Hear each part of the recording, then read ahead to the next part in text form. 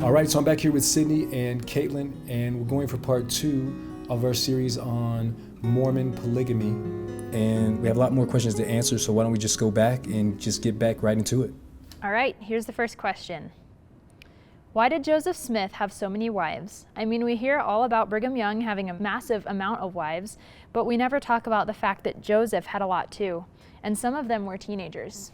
Oh, critics love to point out that one of his wives was only 14. Oh, of course. And actually, there's another question that kind of goes along with that. It says, I read that most members who practiced polygamy only had 2 wives. So why did the church leaders in general have so many more than that? So one thing that is different about the Church of Jesus Christ of Latter-day Saints is that we believe we can be married in this life and in the next life, right? So the temple sealing, marriage in the temple, opens the door to exaltation, which means that our deepest relationships can last beyond death.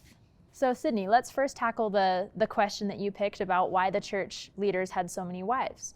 So nowadays, we get sealed not only to our spouses, but to our ancestors, so that we can create links that bind us to those who made our lives possible.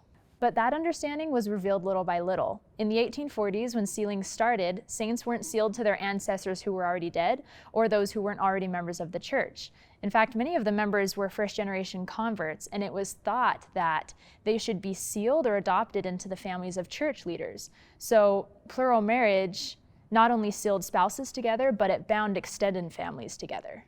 Then in 1894, Wilford Woodruff received a revelation to seal families genealogically the way we do it today. That was one of the great things about continuing revelation, is that we can get things clarified and corrected when the Lord sees that we're ready for it.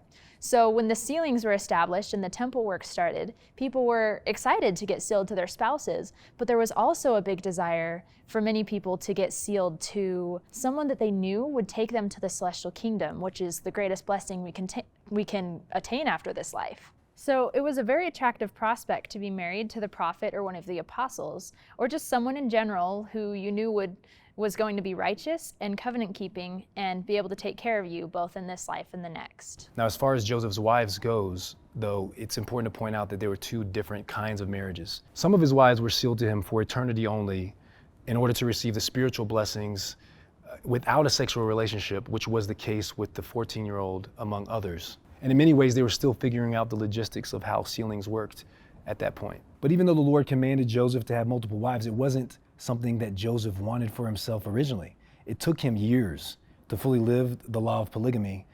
He tried it once in 1835-ish with a lady named Fanny Alger, but it didn't work out well. Yeah, I've done some research on Fanny Alger. She was hired to help Emma around the house. And Fanny Alger is actually someone that the critics love to point out because she was Joseph's first plural wife. And when it came out that they were married, many people around them, like Oliver Cowdery, struggled to believe that Joseph wasn't committing adultery. But others, like Fanny's family, believed that the marriage was real and was a restoration of the Old Testament polygamy.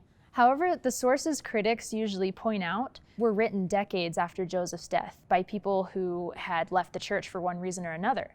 Nobody knows the details of this marriage, but the little evidence we do have suggests that Emma may have become opposed to the marriage and sent Fanny away. So Joseph didn't try again for years after that, and even when he did, he entered into non-sexual, eternity-only sealings with women who were already married and continued living with their husbands. And there may be many reasons for this. He could have been trying to make it easier for Emma, or he could have been obeying parts of Doctrine and Covenants 132 that talks about how a woman who's married to a non-believer can access celestial blessings. Okay, so let's move on to the next question. It says, is it true that Emma didn't know about all of Joseph's plural wives? Honestly, we don't know what she knew or didn't know or when she learned about these things. We do know that Emma chose 4 of the wives for Joseph, and she quite possibly knew about more. And she was aware of the fact of the eternity-only sealings, and she actually stood as a witness to the sealing of Joseph and Ruth Sayers Vose, whose husband wasn't a member and actually consented and urged her to be sealed to Joseph for eternity.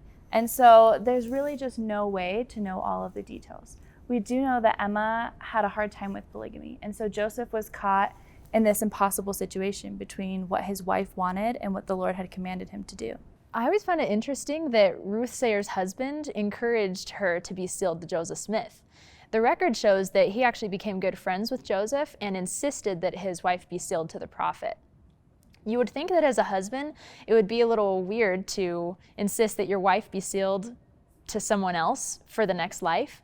But since he didn't really believe in the afterlife and she did, it kind of makes sense. Because if Joseph Smith was a fraud, then any sealing he performed wouldn't last till the next life anyway. And if her husband really didn't want to join the church and it turned out that Joseph was the real thing, then at least he knew that his wife would have access to the celestial blessings that were so important to her with someone that he knew and trusted. Right, and every circumstance was different anyway too. And there were a lot of reasons that we just don't know. And if the woman was already married in this life, their marriage to Joseph was a sealing for eternity only.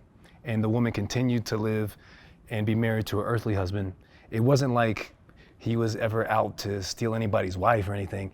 It was meant to be a spiritual practice first, more than anything else. What about this concern? Let me read this comment.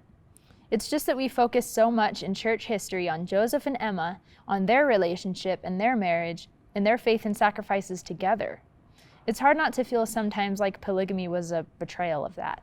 So it was actually an extension of that, not a betrayal, right? Because you mentioned their faith and their sacrifice. And honestly, there's no greater act of faith or sacrifice for both of them than living the law of polygamy. And in Doctrine and Covenants, section 132, the Lord gives one reason when he said, I did it to prove you all, as I did Abraham, that I might require an offering at your hand by covenant and sacrifice. So it was meant, among other things, to be an Abrahamic trial, which we know are never easy. Abrahamic trials are the hardest, most gut-wrenching things that we can experience in this life that are meant to cleanse us in a way that nothing else can and bring us closer to the Lord. And so I know that I'll have Abrahamic trials that will be different from yours, but that we'll all have them. Abraham 3:25 teaches us that it's one of the purposes of this life to be tried and proven to see if we will do all things the Lord our God will command us. Emma really did struggle with it though. I mean, of course she did. And even though she fluctuated on it and even rejected it at times, she stayed incredibly faithful and stuck with Joseph and kept her covenants through everything. And Joseph loved her dearly and was considerate of her feelings as well. And in July of 1843, after a particularly hard time, they apparently came to an agreement that Joseph wouldn't enter into any more plural marriages without Emma's consent. Right, and she gave it. Yeah, at least once. Melissa Lott, 2 months later, testified that Emma had given her consent. And Joseph's last plural marriage was with Brigham Young's sister Fanny Young, who was 56 years old. It was a sealing for blessings in the next life, an eternity-only sealing. And we don't know if we had Emma's consent, but it may not have bothered her because it was just an eternity-only sealing and non-sexual. It was practically just a ceremony. What about this one? Do we have anything at all from Emma's point of view, anything that records her feelings about polygamy on her or her acceptance of it? So there's a woman by the name of Maria Jane Woodward who worked at the Nauvoo house. She recorded her own account of a conversation that she had with Emma about plural marriage. This is what she wrote. She said, Emma testified that the principle of plural marriage is right, but I'm like other women. I am naturally jealous-hearted, but I want to say that the principle is right. It is from our Father in heaven. Unfortunately, we don't have any firsthand accounts from Emma, so everything that we do have comes from secondhand sources, but it is still really interesting to learn about it from the history that we do have. Also, as Joseph was fleeing Nauvoo for the last time, Emma asked him for a blessing, and though he didn't have a lot of time with all the chaos, he told her to write the blessing that she desired, and when he came back, he would sign it. And this is what she wrote. She says, I desire with all my heart to honor and respect my husband, to ever live in his confidence, and by acting in unison with him, to retain the place which God has given me by his side. So even though all the trials that came with polygamy, even at the very end of their marriage, she still stood united with him in faith before God, which I believe is very significant. Okay, so make sure you check out part 1 if you haven't already. And we still have one more video coming up in this series where we'll talk about polygamy from a woman's perspective and whether or not it was unfair. Thank you for watching. We'll see you next time. Thanks, guys.